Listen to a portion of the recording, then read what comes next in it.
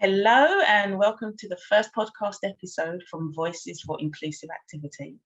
We are a group of disabled co-researchers who have lived experience and a vested interest in making sport and physical activity accessible for all.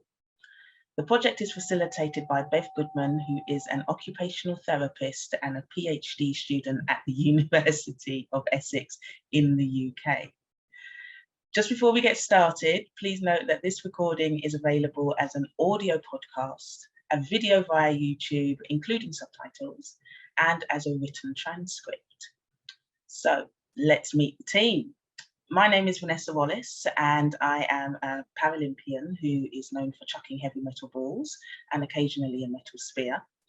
I have a couple of conditions one called EDS and one called dystonia, and I'm now a full-time wheelchair user. Now we are going to pass across to Fiona.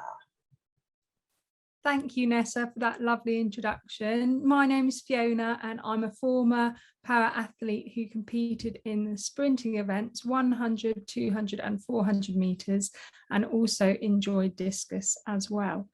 My disability is cerebral palsy and it mainly affects both of my legs, so I'm a diplegic, although there are some tonal issues within my arms as well.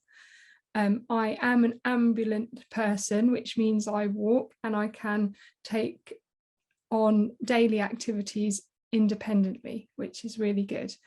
My main job is a primary school teacher at an outstanding primary school on the Herts Beds border, which I absolutely love.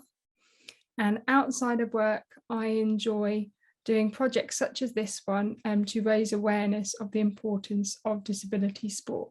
It's been a pleasure to work with such an inspiring and wonderful group of people, and I look forward to sharing some of our experiences with you very soon. Thank you, Fiona. I'm now going to pass over to Tom. Thank you, Nessa. So yeah, my name's Tom, and so my involvement in sport is I'm a wheelchair rugby player, not at the level of the other two people talking, but I'd still managed to enjoy my participation. I was involved in setting up Saracens Wheelchair Rugby Club, which train in Hatfield, and I'm now the chairman of the club. Outside of wheelchair rugby, I have a wider interest in disability participation in sport and physical activity. I work for the Heart Sports Partnership, where I lead on our disability work. I recently undertook a degree apprenticeship where I studied business management alongside working at the Heart Sports Partnership.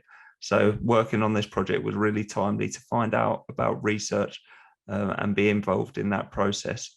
I have a spinal cord injury, which I obtained after I had an injury playing rugby in 2010. I'm a tetraplegic and a full-time wheelchair user. Thank you, Tom. I'm now going to pass across to Bev. Hi everyone, I'm Bev. I'm not a disabled person, but the Voices for Inclusive Activity project started as part of my PhD research.